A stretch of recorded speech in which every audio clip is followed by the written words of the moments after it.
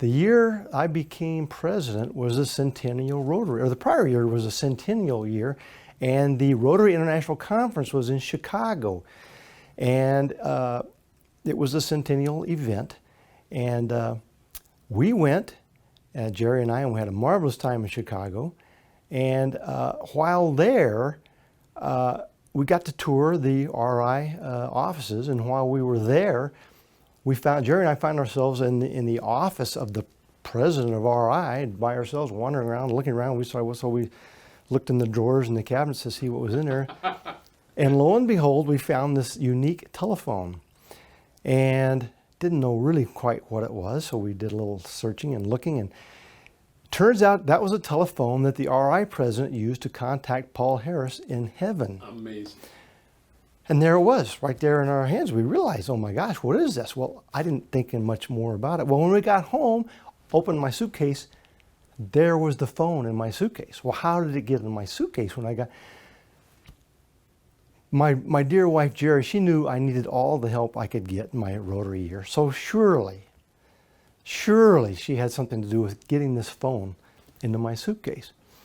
So it dawned on me, well, maybe I could use it, call Paul Harris for some advice.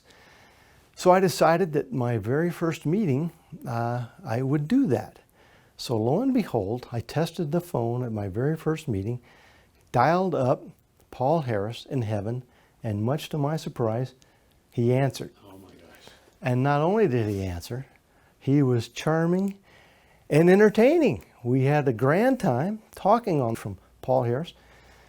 The other thing that I did in that first meeting that I'm kind of proud of is I had noticed that in years past, sometimes the meetings ended in just kind of unceremoniously. And I know a lot of important things were said during the meetings that people forgot. You know, they didn't make notes or anything. So I thought it was important to recap. So at the end of the meeting, I said to wrap up, and I recounted.